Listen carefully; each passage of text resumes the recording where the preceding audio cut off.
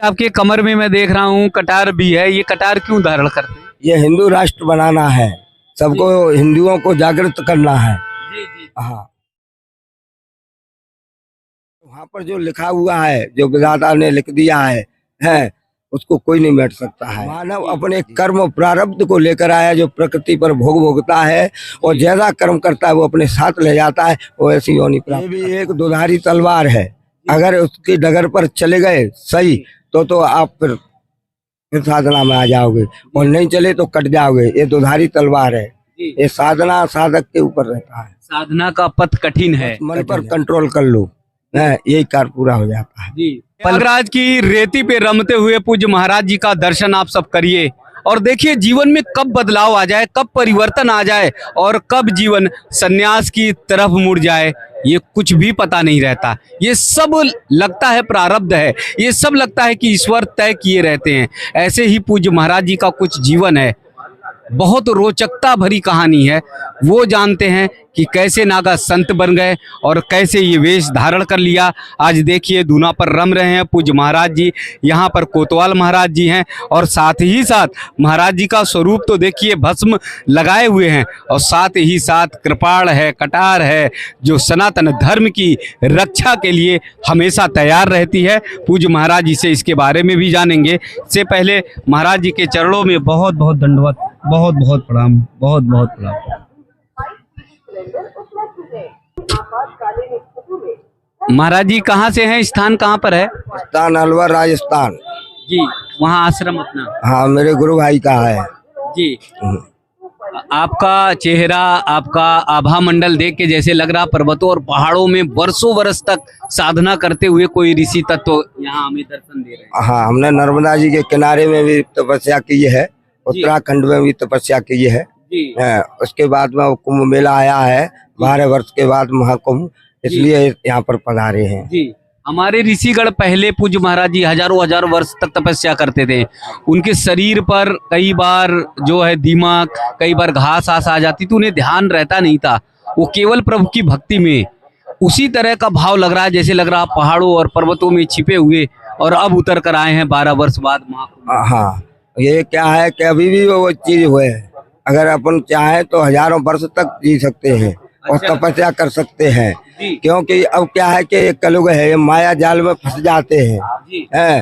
अगर अभी अपनी श्वासों के द्वारा रोका जाए तो तुरंत अपने 200 वर्ष 500 वर्ष भी जी सकते हैं। क्या है कि ये कलयुग के हाँ कलिकाल है, उसके प्रभाव से क्या है मोहित हो जाते हैं कुछ।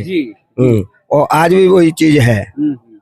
मतलब सांसों की साधना करके वर्षों तक व्यक्ति जीवित रह सकता है। जी जी। लेकिन बस वो पहाड़ों पर्वतों और गिरकंद, हाँ, वो एकांत में रह सकता है। जी। तो कैसे आपके जीवन में पूज्य महाराज जी बदलाव आया, परिवर्तन आया, आप निकल पड़े? ये तो मेरा प्रारब्ध है जी। कहीं न कहीं अंकुर डाला होगा हमने जब पौधा तैयार हो गया था। जी। तो कुछ पढ़ाई लिखाई कर रहे थे या फिर? हाँ, पढ़ाई लिखाई तो हमने की थी 84 में। 84 में क्या किया? बीए किया था। 84 के बीए हैं? हाँ जी। हाँ जी। तो पढ़ाई लिखाई में तो पैंट शर्ट पहन के घूमते होंगे, तो कैसे फिर जो है भस्म को धारण कर लिया? अमरनाथ यात्रा के लिए गए थे, वहाँ से ही प्रेरणा पैदा हुई है। हमने कहा कि इस संसार में कुछ भी नहीं है, केवल भजन है। जब अपन इस प्रकृति पर आते हैं तो वायदा करके आते हैं, हे प्रभु हमको इस नरक से बाहर कर दे। 9 महीने के जो गर्भ में रहते हैं माँ के में, हाँ, तो कहते हैं पर यहाँ आकर माया जाल में फंस जाते हैं।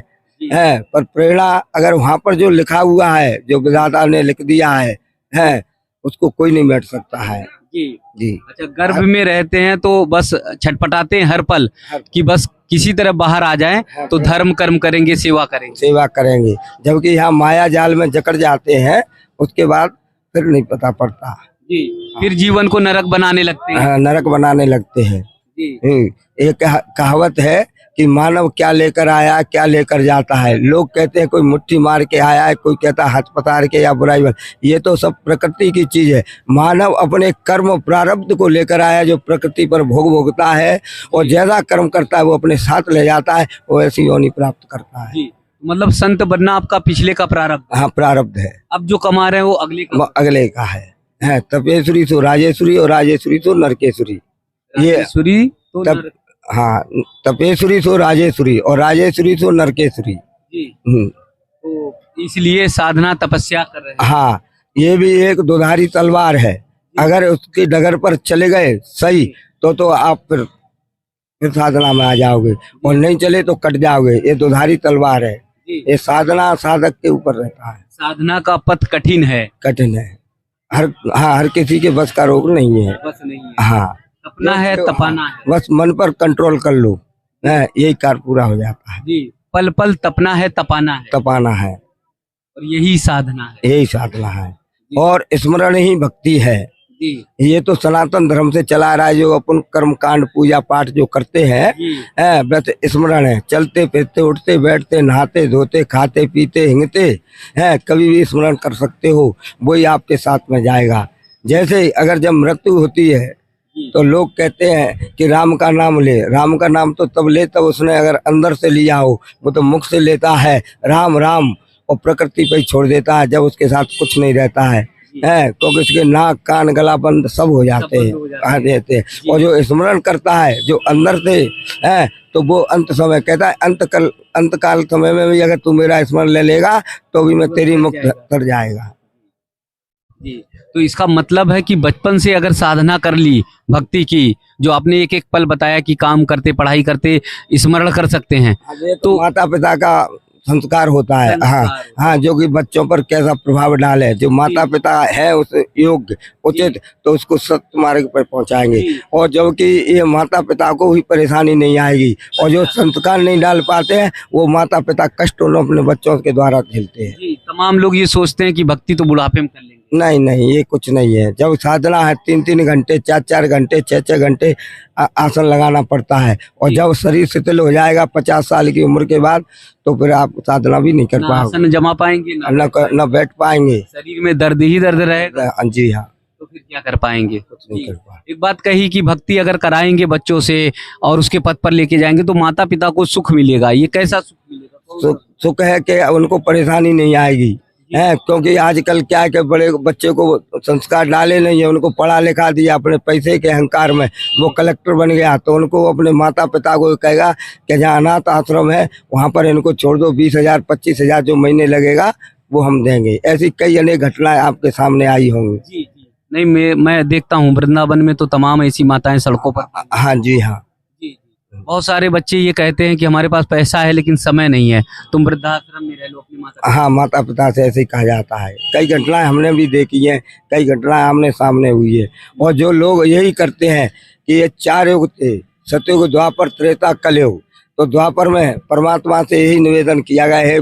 जो हिंसक प्रकृति के जानवर थे उन्होंने प्रार्थना की, है प्रभु हमारा क्या होगा, सबका उद्धार कर दिया उन्होंने। मैं आपको कलयुग में जन्म देता हूँ मानव योनि में है। तो आप देखिएगा जंगल में वो हिंसक प्रकृति के जानवर कम है, वो क्या है कि मानव योनि में आ गए, मानव योनि में आ चुके।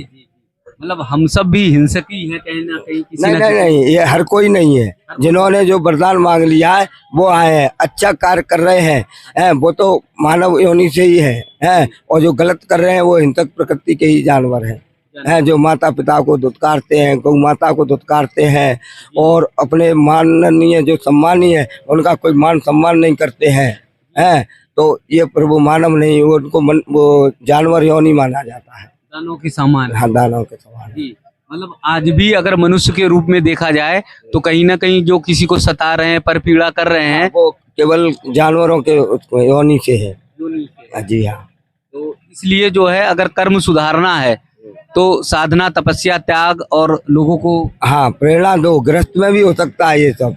ऐसे कहावत है कि राजा जनक जो कि राजमहलों में रहते हुए भी विदेही हो गए थे। कृष्ण आप देखिएगा गोपिका में रहते हुए योगी नहीं महायोगी बन गए थे। ये क्या है, गृहस्थ में भी ऐसा भी है। भगवान राम ने भी इसीलिए क्या 14 वर्ष का वनवास। हाँ, वनवास वो मर्यादा पुरुषोत्तम राम थे। उन्होंने कही कि ये जो हमारे जो आएंगे मनुष्य तो इस प्रेरणा उससे चलना चाहिए, सीखेंगे मर्यादा से कि हमको कैसे मान सम्मान माता पिता का करते हैं और कैसे अपने लोगों को करते हैं, कैसे सम्मानियों को कैसे मान सम्मान। उन्होंने ये मर्यादा वो रामचरितमानस उन्होंने अपने चरित्र का वो रामायण बनी थी।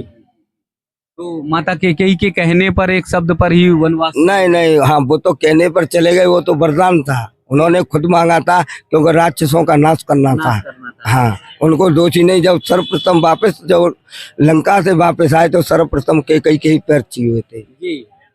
मतलब कैकेयी मैया का जरा भी अपमान नहीं। नहीं किया। और आजकल का व्यक्ति हो तो गला दबा दे, गला दबा देता है। कहते कि अच्छा तुमने तो 14 वर्ष का हाँ जी, हाँ जी, हाँ राजपाट का दूर कर दिया। हाँ, तो वही लोग दबाते हैं जो जानवर हिंसक प्रकृति, जानवर जो मानव योनि में आ गए, जो कि द्वापर में वो वरदान मांग कर आए थे, यही लोग ऐसा करते हैं। और ये नहीं है कि नहीं, 70% ऐसा है इस समय, 30% तो है ही। इस समय 70% ऐसा है कि जो गलत पथ पर बढ़ रहे हैं। हाँ, बढ़ गए हैं 70%। 70%। महाराज जी दुनिया बचेगी क्या फिर तो? नहीं बचेगी दुनिया, अभी तो समय है। अभी तो समय बढ़ती क्या है कि जो साधु संत ऋषि मुनि है, जो उनकी तपोभूमि है, उसी की सब संतान है, उनके तप बल से ये चल रहा है। अच्छा, उन्हीं के तप बल से ये सब बचा हुआ है, वरना और ज्यादा हाहाकार आपने देखा होगा, कई रोग, कई बीमारियां, कई प्रकार की चीजें आ रही है सामने, लड़ाइयां, झगड़े, तलवारें, फरसे सब चल रहे हैं। हम तो सनातन धर्म के इंडियन नागा फोर्स हैं। हमने आज से 1000 वर्ष या 500 वर्ष पहले पानीपत की लड़ाई में नागा फोर्स ने ही सबको मतलब भगाया था।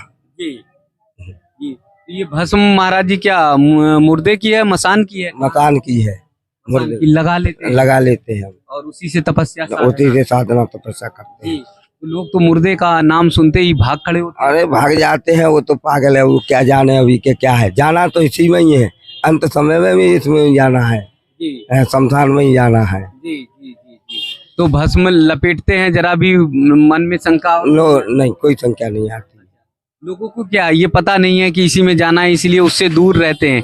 लेकिन समझ तो है, ऐसे मैं सोचता हूँ कि बीड़ी पीता हूँ, मुझे पता है इससे कैंसर होगा, फिर भी मैं मानता नहीं हूँ। उनको पता है जाना तो यहाँ ही है, परंतु वो वहाँ से दूर भागते हैं। पूज्य महाराज जी आपसे बातें करते लगता है कि 2-3 दिन तक बातें करें, इतनी प्यारी, इतने अच्छे से करते हैं बात, और हिमालय पर्वत से लगता है कि उतर कर आए हैं। महाराज जी एक चीज़ ये बताएं कि दुनिया भर से महाकुंभ में सब आ रहे हैं भक्तगण, श्रद्धालु, यहाँ से लेकर क्या जाएं, महाकुंभ से लेकर क्या जाएं? ये यहाँ पर स्पर्श करने से उनको पुण्य की प्राप्ति होती है। न जाने किस संतों, किस भक्त से उनके जो भजन का प्रताप है उससे स्पर्श हो जाए, या उसके मिट्टी है, धूल है, अगर उसकी रज है, रेती है, अगर उन माथे पे भी लग गई या पैरों से लग गई तो उसकी मुक्ति हो जाती है। तो अहंकार, मोह, माया, मद, ये सब यहाँ पर त्याग कर जाएं? नहीं, त्याग कर तो जाते हैं, पर उसका वो मान नहीं करते हैं, जाकर वहाँ पालन नहीं करते हैं, और जाकर वैसे के वैसे ही हो जाते हैं। उसका पालन करेगा। हाँ, उसका पालन करेगा, उसको जिंदगी में कोई परेशानी का सामना नहीं करना पड़ेगा। तो पूज्य महाराज जी ने ये बता दिया है कि यहाँ पर आइए, मोह, माया, लोभ, लालच, मद सबको त्याग कर अलख निरंजन की तरह जैसे पूज्य महाराज जी साधना और तपस्या कर रहे हैं, वो भाव अपने अंदर धारण करिए। और पूज्य महाराज जी ने बहुत बड़ी बात कही, जो भस्म है मुर्दे की है, भस्म मुर्दे की भस्म को लपेटे हुए, जब मैंने कहा महाराज जी एकदम जरा भी हिचक पैदा नहीं होती, तो बोले मनुष्य को ये पता नहीं है, मानव को पता नहीं है कि एक दिन उसे भी भस्म होना है, एक दिन उसका भी जीवन इसी तरह से एकदम भस्म में मिल जाना है। तो ऐसे में जब मनुष्य को सच्चाई पता चल जाएगी तो सदमार्ग पर वो चलेगा, वो कभी भी गलत नहीं करेगा। तो महाराज जी का फिर ये हमारे गुरुजी हैं शमशानगिरी महाराज कोतवाल, जो कि सैंपई में ज्ञानदास जी आश्रम पे रहते हैं, उनकी प्रेरणा से ही मैंने ये सब कुछ सीखा है। उन्होंने ही मेरे को ज्ञान दिया है, और सच्चे मार्ग पर मेरे गुरु ने ही दिया है, जो इस समय मौजूद हैं मेरे गुरुजी। अगर आप उनसे बात करना चाहते हो तो कर सकते हो। देखिए, गुरु के आशीर्वाद से जीवन कैसे परिवर्तित हो जाता है, जीवन कैसे बदल जाता है, ये पूज्य महाराज जी के दर्शन से दिखाई दे रहा है। पूज्य महाराज जी एकदम जैसे लग रहा है, मैं बार बार यही कह रहा हूँ कि पहाड़ पर्वतों से उतरे हुए, ऐसे लग रहा है कि वर्षों वर्ष तक साधना तपस्या कर कर आए हैं। ये सिर्फ और सिर्फ महाकुंभ में दर्शन देते हैं, महाकुंभ में दिखाई देते हैं, फिर ओझल हो जाएंगे। 12 वर्ष बाद फिर प्रतीक्षा करनी पड़ेगी इनकी, फिर पूज्य महाराज जी का दर्शन होगा। इसलिए एक एक पल, एक एक क्षण महाकुंभ में आइए, लाभ उठाइए, रेती का लाभ उठाइए और ऐसे पावन पुनीत संत महाराज जी का दर्शन करिए। महाराज जी के चरणों में बहुत बहुत दंडवत, बहुत बहुत प्रणाम। महाराज जी आपके कमर में मैं देख रहा हूँ कटार भी है, ये कटार क्यों धारण करते हैं? ये हिंदू राष्ट्र बनाना है, सबको हिंदुओं को जागृत करना है। जी जी। हाँ।